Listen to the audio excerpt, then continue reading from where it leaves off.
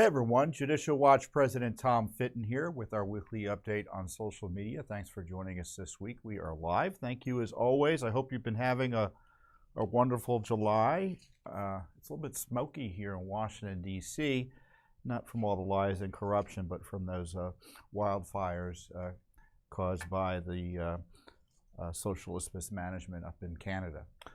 But it's been a nice summer week here in Washington, D.C. A lot of good news for liberty and the Constitution with some significant Supreme Court decisions on race and the First Amendment, and I'll talk about that.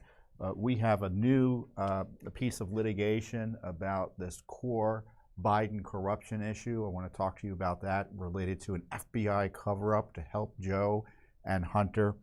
So there's a lot going on here at Judicial Watch and a lot going on in the nation as it relates to the rule of law and government corruption. Two key facets of Judicial Watch's mission. First up is, or are, the various Supreme Court rulings that were issued this week. I think the term of the court is over now. I don't think they're going to be meeting again. So all the big decisions are out there. And I'm not going to cover them all, but I'm going to cover one or two of them, especially the one on race, because it's so important and so needed. This 6-3 decision that has overturned the race-based admission policies, let's just say discriminatory admissions policies in colleges and universities, both public and private. So public universities, for obvious reasons, can't discriminate on race because they're based on race because they're the government. And private universities and colleges can't discriminate if they take federal funding under the civil rights laws. And for years and years, the Supreme Court wrongly has allowed colleges and universities to take race into account when considering an applicant for admissions. And on the face of the 14th Amendment, on the face of the civil rights laws, the Civil Rights Act, it's obvious that it was unlawful. But because they thought, in the case of university admissions, that that diversity was a compelling enough reason to warrant discrimination. And the ruling, the infamous ruling that allowed that, said, well, we'll let that happen. Diversity is compelling enough, but only for the next 25 years or so. And that ruling was about 25 years ago. And so the court threw out these racially discriminatory admissions policies, and the left is apoplectic because they believe in racism. They believe, racism, I guess, is a strong word. Maybe it isn't, but I'll let you, what do you think in the comments below? Let us know what you think. One word I do like to use is racialism. They want to use race to divide America and really destroy the American way by turning us against each other through this racial favoritism. And thankfully, the Supreme Court stood up against it. As I say in our statement, I'm going to get our statement out, and then I'll get into the decision a little bit. Where's our It was long past time for the Supreme Court to require our higher education system to follow the Constitution and stop blatant and unconstitutional race discrimination. As the Supreme Court majority observes in the opinion, and I encourage you to review it, eliminating racial discrimination means eliminating all of it. The decision could not come at a better time, as the extremist left embraces outright race discrimination, racial separatism, and racial segregation under the guise of anti-racism.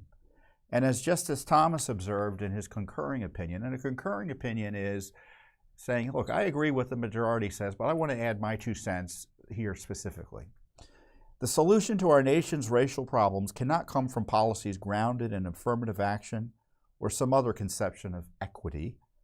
Racialism simply cannot be undone by different or more racialism. Instead, the solution announced in the second founding, and the second founding he's referencing is the development of the constitutional amendments after the Civil War that protected the rights of the newly freed slaves and everyone else in more dramatic ways, not only in the 13th Amendment, obviously, but the 14th Amendment, which grants every citizen equal protection of the laws. So instead, the solution announced in the second founding is incorporated in our Constitution, that we are all equal and should be treated equally before the law without regard to our race. Only that promise can allow us to look past our differing skin colors and identities and see each other for what we truly are, individuals with unique thoughts, perspectives, and goals, but with equal dignity and equal rights under the law. So not only is that an originalist, but as I read this, my epiphany is as follows. Not only is that an originalist position and one that obviously fairly applies the law as written, is what we expect judges to do, but in terms of how to treat each other, right? Isn't it a Christian position? Isn't it a godly position? And the left is opposed to all of that. And Justice Thomas, again, hit it right on the head, and his concurring opinion is worth the price of admission when you're reviewing this, when I hope you go and read the full opinion. Now, Judicial Watch has been battling in this arena for years. We filed several amici briefs with the Allied Educational Foundation, which is one of our partners in filing amicus briefs. They've been with us for years doing that. And there was this group called Students for Fair Admissions, and they had these Supreme Court cases that just percolated seemingly forever and a day. And I think we filed four amicus briefs, or amici briefs, since we were friends, not just a friend of the court. And we argued in our briefs that the court should reject, and this is kind of what the court did, a prior 1978 Supreme Court opinion that seemingly authorizes racial discrimination in college admissions. And this was the Bakke case, B-A-K-K-E, and you'll see that referenced in the court decision. Since Bakke, there have been at least 26 separate opinions. Many of these have attempted to explain the constitutional rationale for allowing race-based preferences, even though those rationales appear to directly conflict with the original meaning and text of the Equal Protection Clause. So, you know, in many ways, the Supreme Court, I'm complaining about the left's racialism, a lot of it is the result of the Supreme Court letting them do that for decades. You know, we had the 14th Amendment that guaranteed equal protection of the law. We had these civil rights laws from the 60s and other laws since then that were supposed to ensure that everyone is treated equally before the law without regard to race. And the Supreme Court carved out exceptions for good reasons, they thought, right? There's always good reasons to discriminate against someone. Certainly the segregationists of old, you know, they all justified their racial discrimination based on good reasons.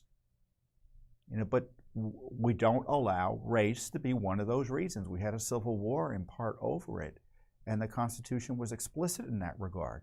And that's the supreme law of the land in our system.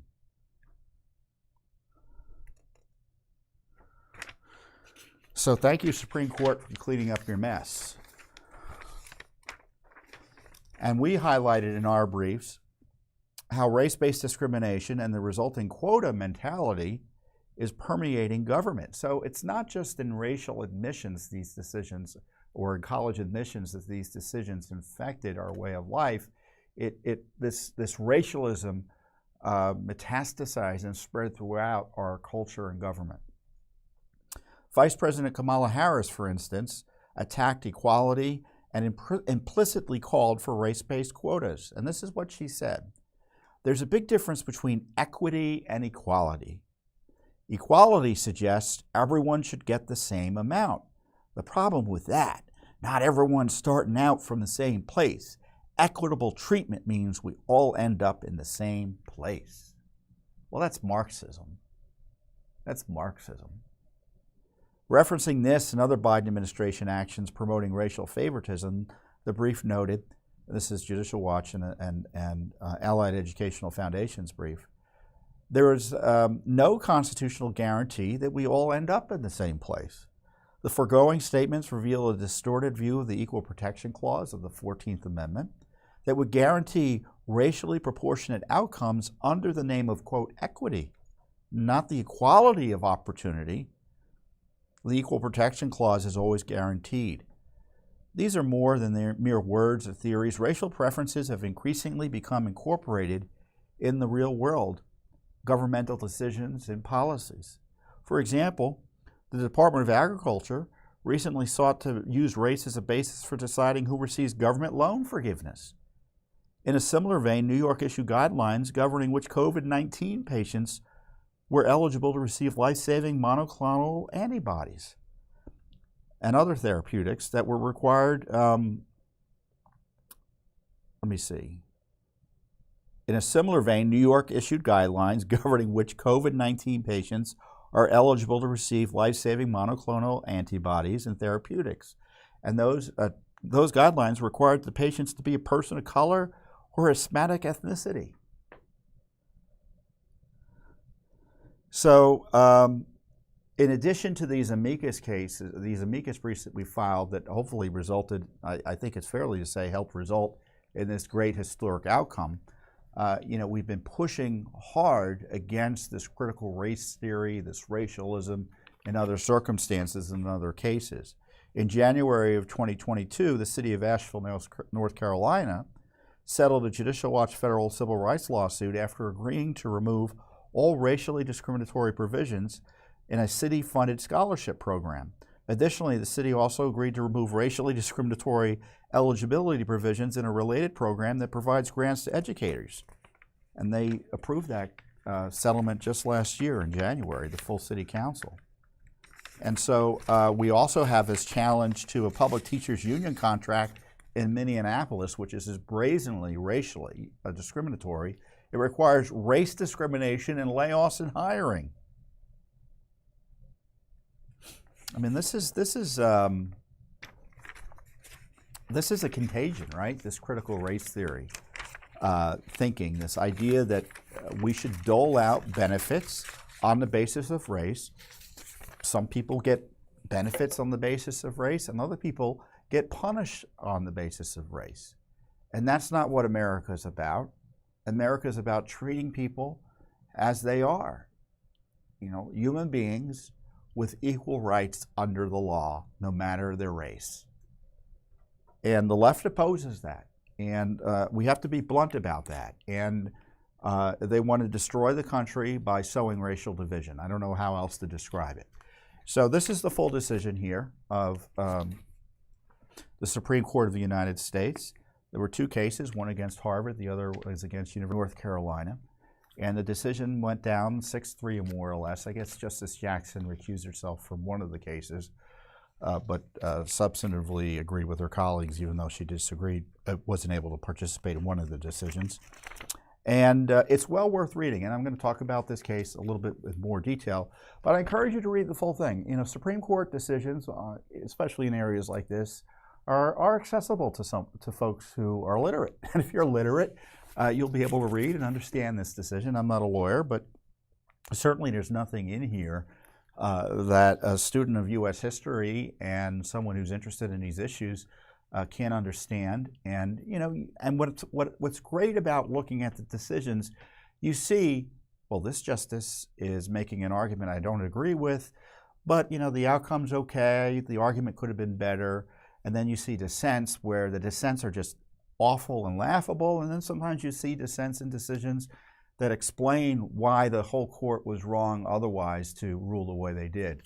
And in that way you participate and understand these public debates that the lawyers would, practically speaking, want to prohibit you from understanding by telling you can't understand it and you shouldn't even look at it. So I encourage you to read all these Supreme Court decisions, the ones I'm talking about here obviously, but also the other ones that have been in the news as well.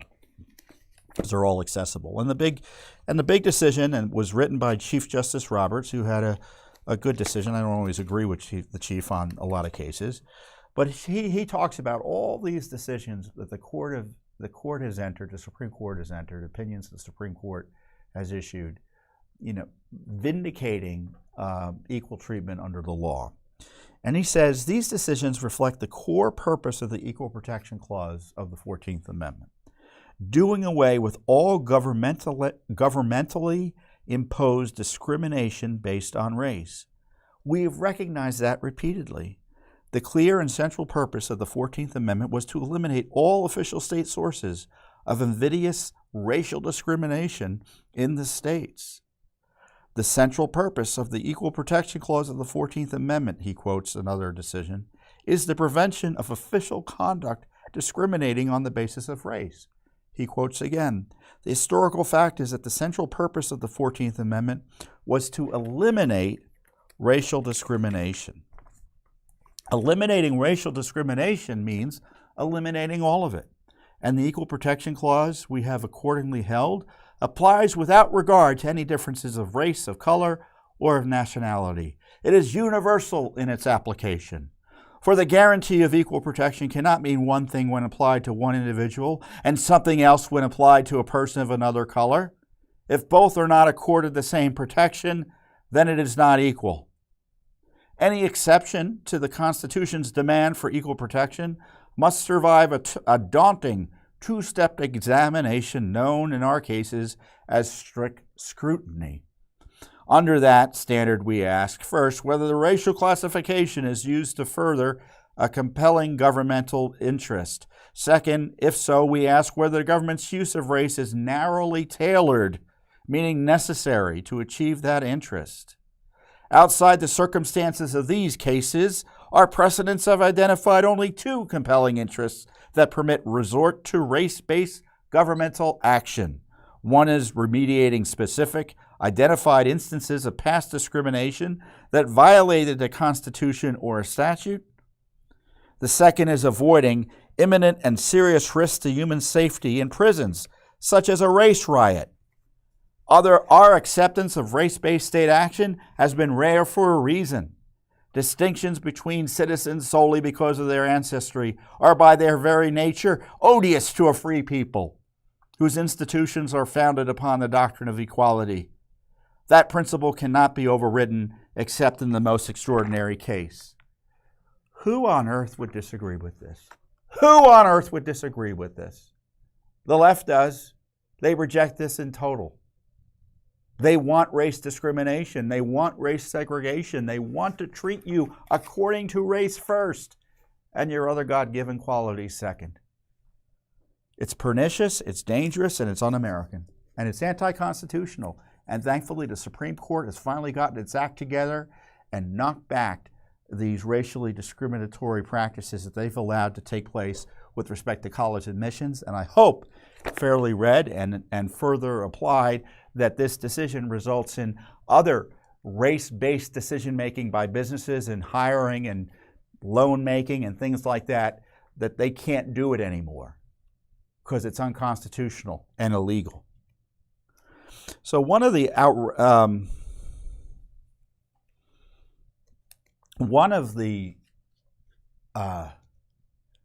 disturbing things about this decision is Justice Jackson's decision or dissent. Now, Justice Jackson is Joe Biden's appointee.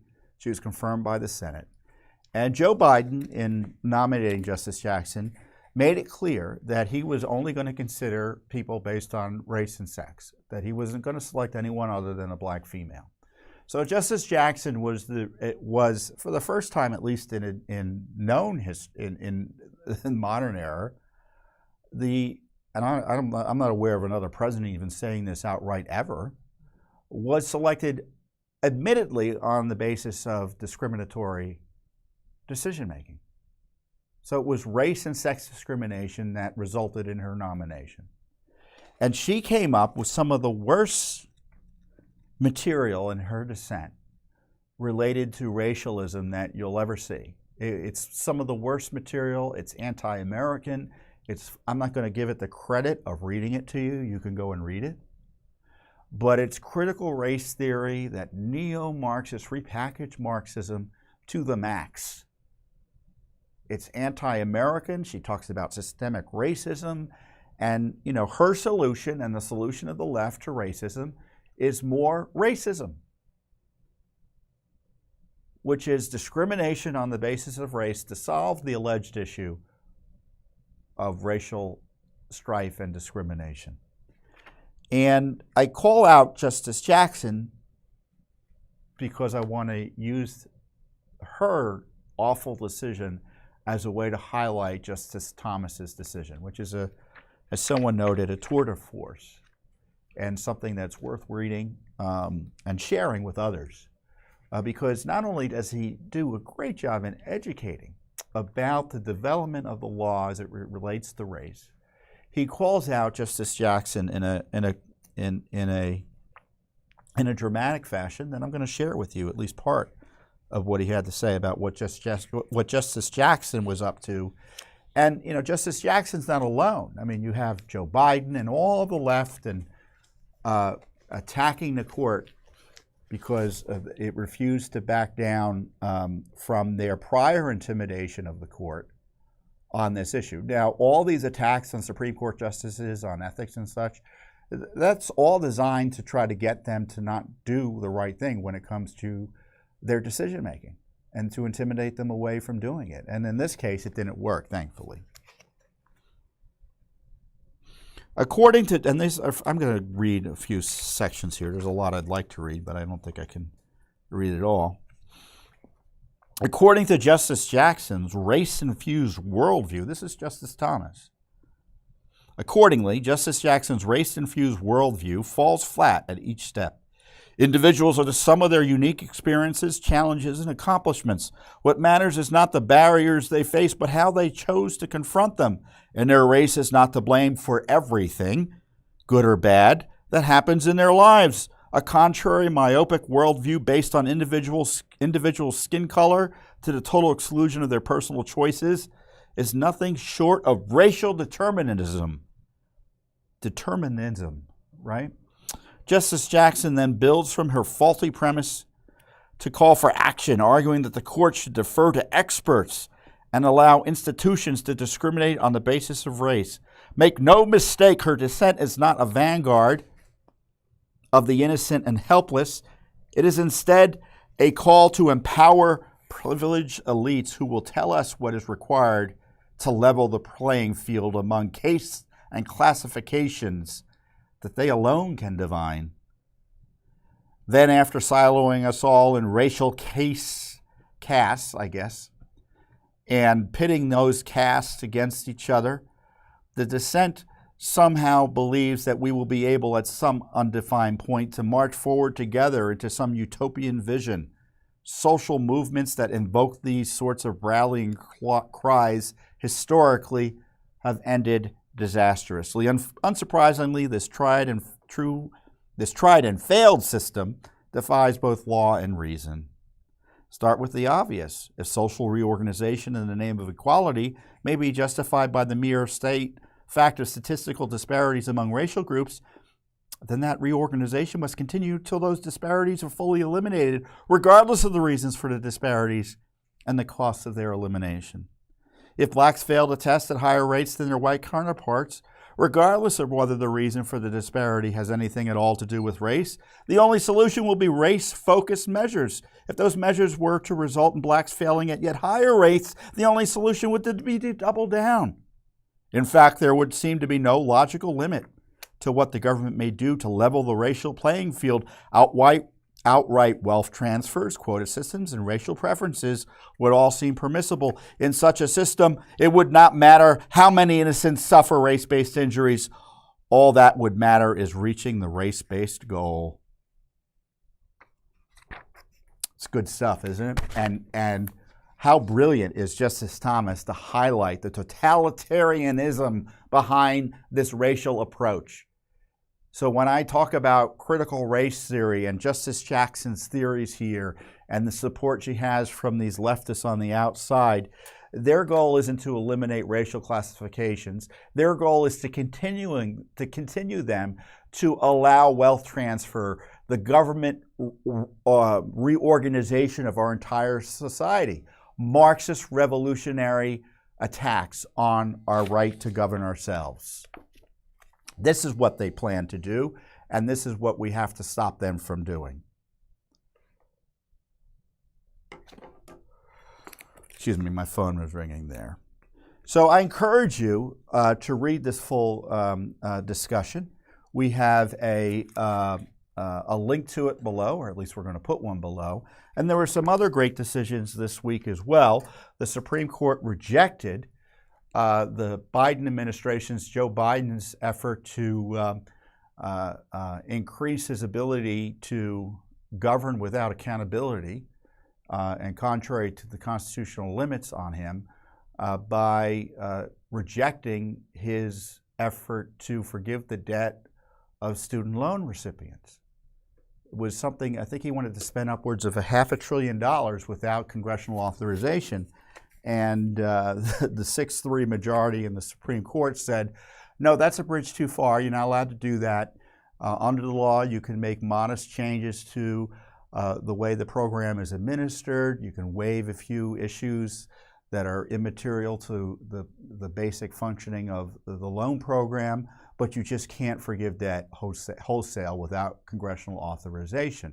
This is, by my count, the 4th time the Supreme Court has had to remind the President of the United States, Joe Biden, he's not a dictator. So that's another important decision, and of course the left is outraged that they're not able to do what they want to do in that regard as well. And in both this case and that case, they're going to try to push, in this case, I should say in that case, meaning the racial discrimination case, which the court outlawed race discrimination in college admissions, the left is already trying to figure out workarounds to allow them to continue to racially discriminate without getting in the way or without racially discriminate while still supposedly complying with the law. Now, I doubt they'll be able to do that legitimately. We'll see what happens. Secondly, you have the same fight on the student loan issue, where the left is encouraging Biden to come up with new ways to push this loan program forgiveness, again, by bypassing the Constitution and the requirement that Congress spend the money and the executive is supposed to manage the program versus the other way around. Just unbelievable. So that was a good decision, and there was another good decision on behalf of or vindicating the right of an individual website designer in Colorado, who the state of Colorado was forcing to create wanted to force to create websites, a website endorsing same-sex marriage. And she said, well, I object to that. You can't make me, you know, I have a product, but this product requires me to use my creativity and endorse this activity. I don't want to do it. And the Supreme Court said, you're right, you can't force someone to do that. She has free speech rights. And I want to read you what Judge Gorsuch said in this regard. In this case, Colorado seeks to force an individual to speak in ways that align with its views, but defy her conscience about a matter of major significance. In the past, other states have similarly tested the First Amendment's boundaries by seeking to compel speech they thought was vital at the time. But as this court has long held, the opportunity to think for ourselves and to express those thoughts freely is among our most cherished liberties and part of what keeps our republic strong. Of course, abiding the Constitution's commitment to the freedom of speech means all of us will encourage ideas we consider will encounter ideas we consider, quote, unattractive, misguided, or even hurtful. But tolerance, not coercion, is our nation's answer. The First Amendment envisions the United States as a rich and complex place where all persons are free to think and speak as they wish, not as the government demands. Because Colorado seeks to deny that promise, the judgment is reversed. Great decision, and one I think is worth reflecting on, because this is part, and it's a blowback and pushback to the left's efforts to control speech, censor speech, but in this particular case, effectively outlaw the practice of Christianity and other traditional approaches to cultural issues. They want to ban your ability to freely exercise your religion. And exercising religion just doesn't mean the right to go to church. It means the right to express your values in your everyday life within reason. And there's no doubt that when Colorado comes in and tells a website designer that they literally have to create material endorsing a practice they object to on the basis, well, it doesn't matter what basis, any basis that they disagree with, it's a violation of their First Amendment rights. And I'm pleased about these decisions. I'm disturbed that there's this almost Borg-like mentality in the culture, in our politics, in our government that is on the other side of this free speech issue and these First Amendment issues. They want to discriminate. They want to destroy the country through racial division. They want the president to be able to spend money without authorization like a dictator. They want the government to be able to police our thoughts. And it's not just a small minority. It's a big group of people. 3 justices in each of these cases would be happy to do it. The only reason it's 6-3 is because, thank God, President Trump was able to make some good appointments. Could have gone south if it was a different president in a very different way legally. So our liberty we need to be vigilant and diligent in protecting our rights. And be aware that appointments to the Supreme Court and the judiciary are key to protecting our rights. We have three entities in our government constitutionally: the legislature, the executive branch, and the judicial branch. And we just can't, give one branch to enemies of freedom and liberty in our constitutional system, meaning the judicial branch. So the efforts to appoint judges who apply the law fairly and according to the Constitution, the way it's written, not the way they want it to be written, is in part saving this country from falling into complete collapse.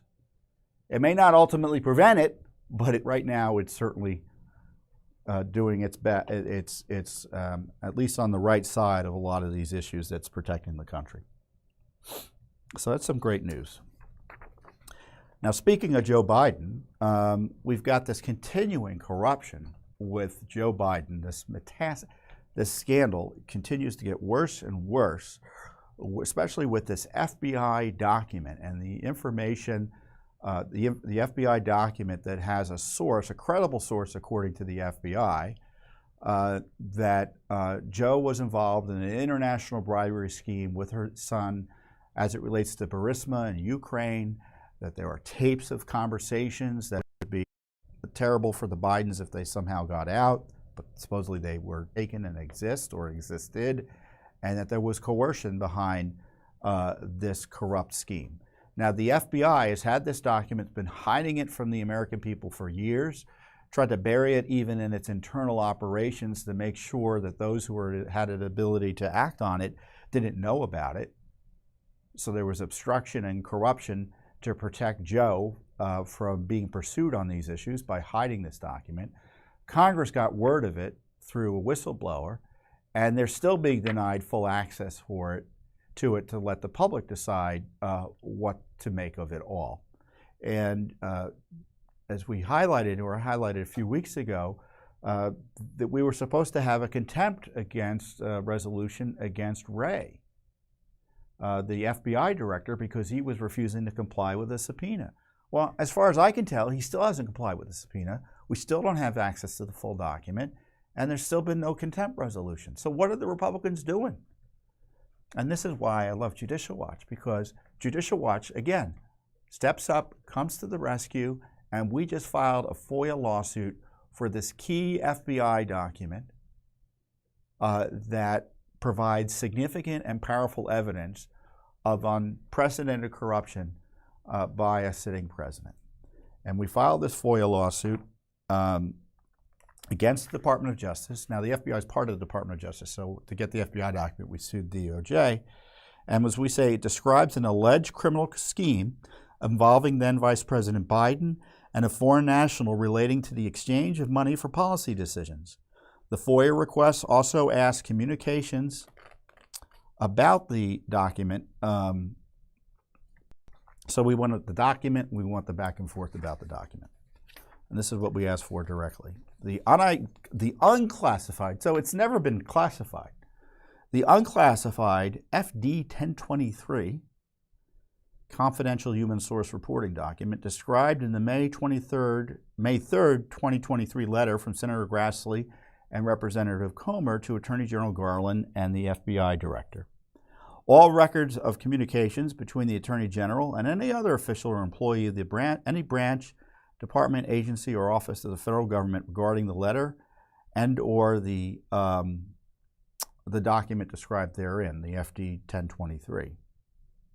This includes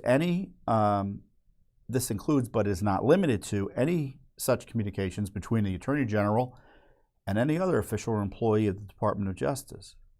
All records or communications between Director Wray and any other official or employee of any branch, department, agency, or office of the federal government regarding the letter or the document described herein, the FD 1023. This includes but is not limited to any such communications between Director Wray and any other official or employee of the Federal Bureau of Investigation. So we want all the documents. And we filed this request in May, and if I recall correctly, I reviewed the lawsuit yesterday again. We asked for the documents. They acknowledged receipt of the request, but it's been radio silent since. And they have 20 days to give us the materials, and they refuse to. Well, they've been ignoring the request. So you have the Justice Department and the FBI in violation of FOIA law to cover up evidence of violation of other laws by Joe Biden and Hunter Biden. So it's corruption on top of corruption. And as Senator Grassley noted in the floor speech last, I guess it's still this month, the 1023 produced to the House committee redacted references that the foreign nationals who allegedly bribed Joe and Hunter Biden allegedly had audio recordings of his conversations with him. 17 total recordings. According to the 1023, the foreign national possessed 15 audio recordings of phone calls between him and Hunter. According to 1023, the foreign national possesses 2 audio recordings of phone calls between him and then Vice President Biden. These recordings were allegedly kept as a sort of insurance policy for the foreign nationals in case he got caught in a tight spot. The 1023 also indicates that the then Vice President Joe Biden had been involved in Burisma employing Hunter Biden. So Joe Biden's been caught in a lie, according to this document, if this document is to be believed, if the evidence is right. And he should be subject to an impeachment inquiry just based on this information alone. And the fact that it hasn't happened yet is an indictment of the House Republican leadership. To me, this is a leadership decision. So Speaker McCarthy needs to decide whether he wants to enforce the rule of law and do everything he can under the Constitution to hold Biden accountable. And I recognize it's going to be a controversy. I recognize it's going to be a distraction. I recognize the Senate may not want to convict Biden. But if this hasn't caused an impeachment inquiry, what would? And there's all sorts of other evidence about Joe Biden and Hunter Biden's corruption and money's coming in from overseas. We have other evidence from the IRS whistleblower. Yes, he is the big guy. Yes, he was the beneficiary of Hunter Biden's ill-gotten money. What else do you need? And frankly, I'm tired of months and months of them telling us, oh, just wait and see. We're going to do something. We're going to do something. Well, you know where that time's a wasting. And the bribery, by the way, is $5 million a piece at least. $5 million a piece. 5 for Hunter, 5 for Joe. Now, did the bribe take place? I don't know. But you think the Justice Department's going to get to the bottom of it? Of course not. They're the ones covering it up. So Congress has got to step up. And you know what I think, whether Congress is going to step up? Because we filed the darn lawsuit. That's how much we trust Congress in this regard. This FBI document, which is being held contrary or hidden contrary to the law, could be the Rosetta Stone to uncovering unprecedented corruption by our nation's top elected official. The American people have a right to, under law, to see this FBI document so they can judge for themselves whether their president and his family are crooks. Straightforward, right? Now, Judicial Watch is second to none in ferreting out and filing federal lawsuits to ferret out government corruption, especially with respect to Joe Biden. We filed a FOIA lawsuit against the National Archives just last month in May for Biden family records and communications regarding this money laundering operation that Comer has referenced, where monies were being funneled into companies associated with the Bidens. You know, what was Vice President Biden's office doing with respect to a lot of these folks that have been implicated? We have several other lawsuits about the efforts by the FBI to undermine congressional investigations into Biden corruption and FBI and Justice Department investigations into government corruption. So, and on top of that, we've had other documents come out that show that the Obama administration knew full well that there was a corruption problem with Joe and Hunter in Ukraine. In fact, we had the ambassador to Ukraine getting an email from one of her top associates. This is during the Obama administration, where the State Department officials were noting to each other how the Russians were making fun of Joe Biden's anti-corruption agenda, given his role son in Burisma. I mean, it was causing a national security issue with the Russians. They all knew about Biden's corruption, it's clear. This FBI document note shows that they had this information since at least July 2020. It's been buried by the deep state FBI that wanted to see Biden elected and Trump thrown out. And now it's more election interference because they're slow walking the release of the information because they don't want Joe to be harmed as he seeks office again. That's the way I read it. So I told you about this case before, and I want to read you a statement related to it. This is another case that we had here in the Virginia area, and I'm going to read what I can. I'm going to read you something quite specific, and you can go and look up the details behind it. But the headline is: Former magistrate and Virginia Office of the Executive Secretary agreed to resolve lawsuit challenging magistrate's termination. So this is a lawsuit that we had filed. Judicial Watch announced that former Virginia Magistrate Elizabeth Fuller and the officials of the Office of Executive Secretary of the Supreme Court of Virginia have agreed to resolve Ms. Fuller's First Amendment lawsuit challenging her termination. The lawsuit, which Judicial Watch filed on Fuller's behalf on March 1st, 2022, alleged that Fuller was fired from her position as a City of Alexandria magistrate after commenting to the Alexandria Times about the public outcome of a 2020 complaint she filed against Virginia bail bondsman Mannigan. Fuller alleged in the lawsuit that the termination violated her First and 14th Amendment rights. In response, the OES officials denied Fuller's allegations and stated that her termination was lawful as her comments, as published in the October 7, 2021 Alexandria Times article related to criminal proceedings in the circuit in which she served as a magistrate, violating the canons of conduct for Virginia magistrates. And we strongly believe, this is my comment, that public employees do not sign away their free speech rights when answering the call to public service. We are pleased Ms. Fuller and OES were able to resolve their differences. The agreement is not an admission of fault or liability on behalf of any party.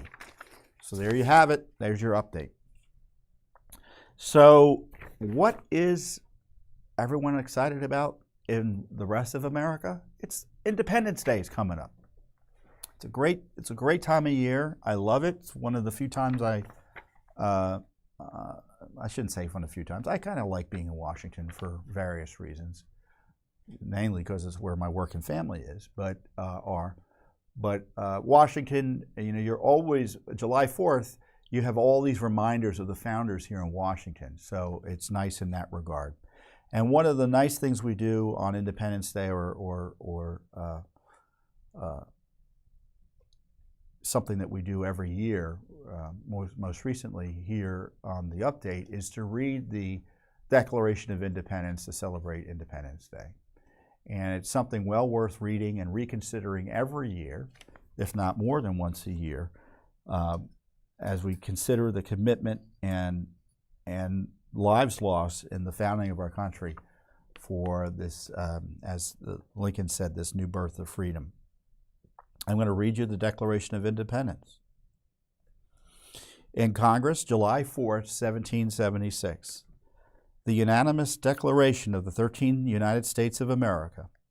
When in the course of human events it becomes necessary for one people to dissolve the political bands which have connected them with another, and to assume among the powers of the earth the separate and equal station to which the laws of nature and of nature's God entitle them, a decent respect to the opinions of mankind requires that they should declare the causes which impel them to the separation.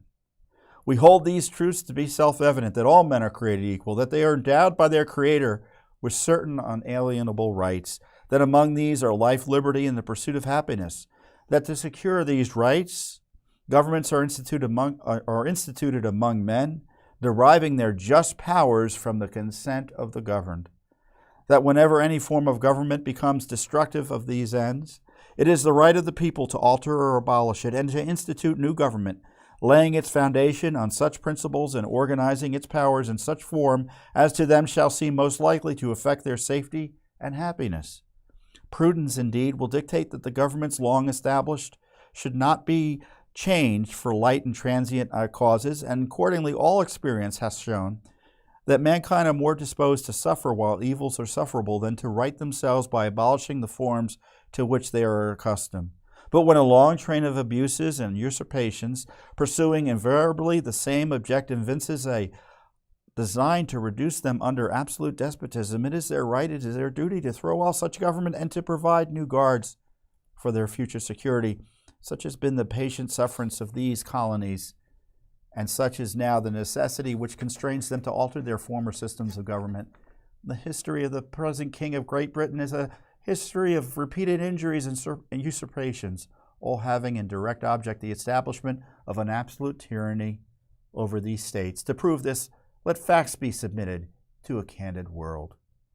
He has refused his assent to laws the most wholesome and necessary for the public good. He has forbidden his governors to pass laws of immediate and pressing importance unless suspended in their operation till his assent should be attained, and when so suspended, he has utterly neglected to attend to them. He has refused to pass other laws for the accommodations of large districts of people, unless those people would relinquish the right of representation in the legislature, a right inestimable to them and formidable to tyrants only. He has called together legislative bodies at places unusual, uncomfortable, and distant from the depository of their public records for the sole purpose of fatiguing them into compliance with his measures.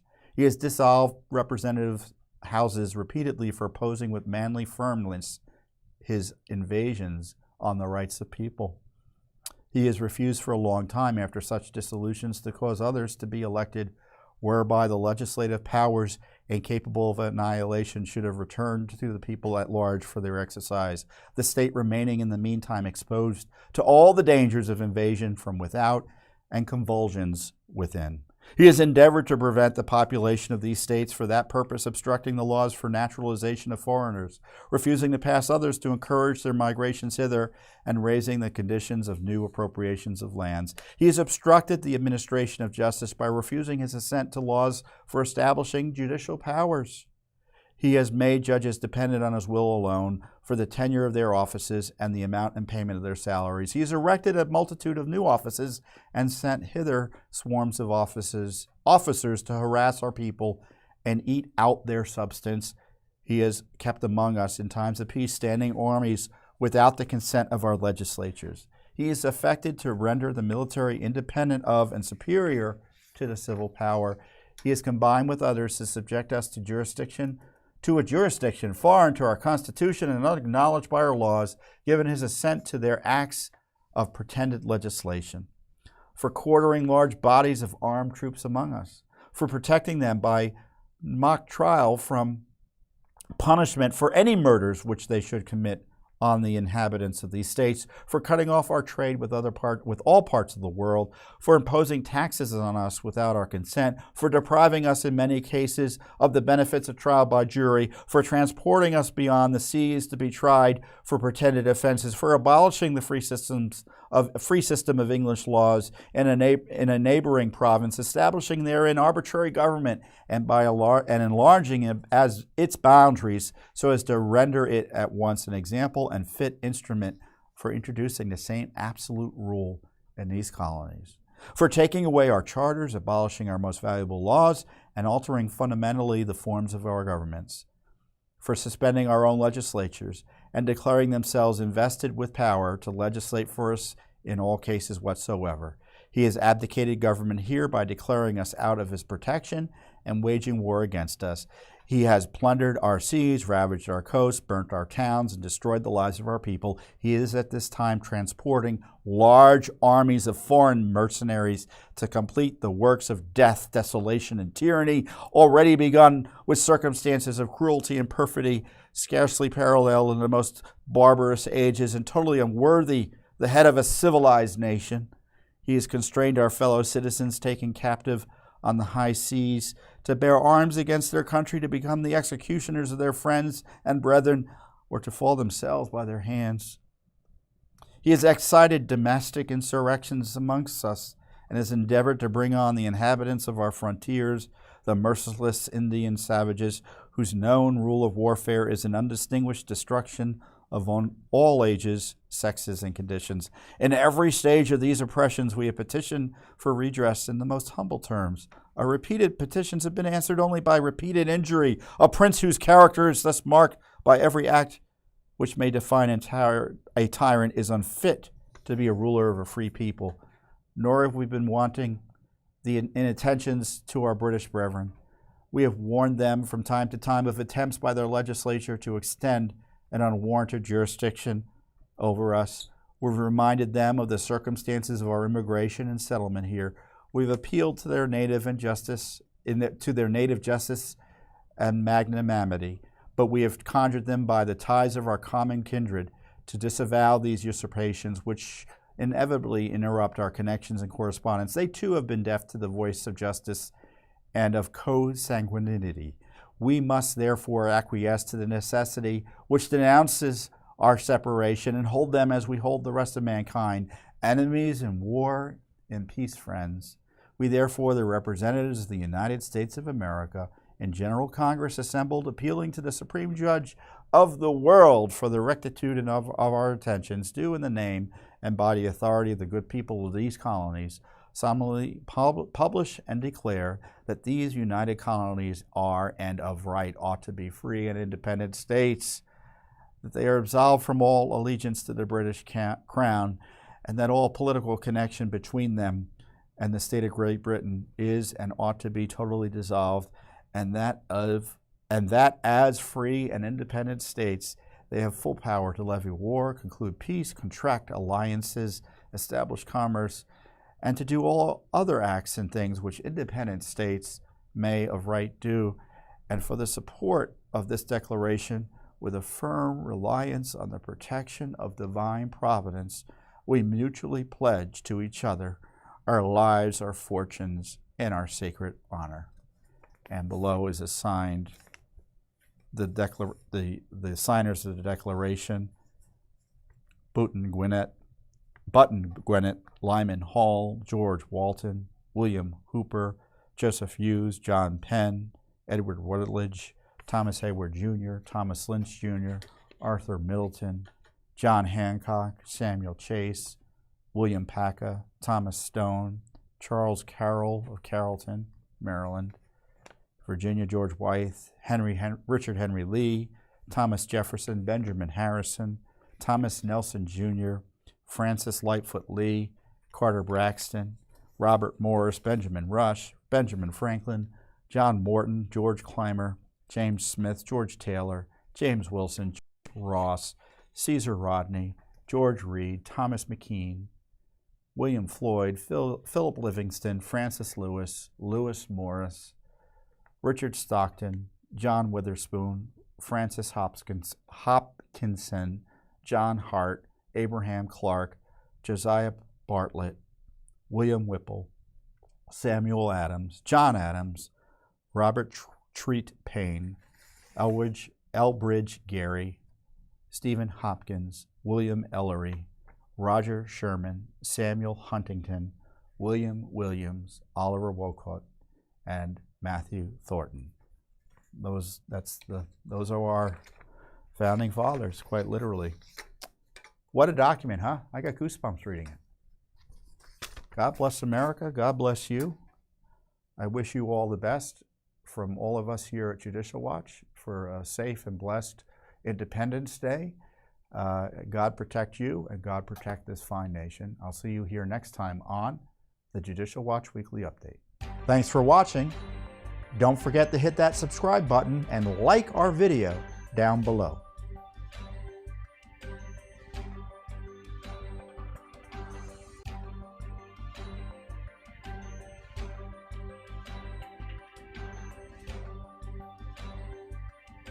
Thanks for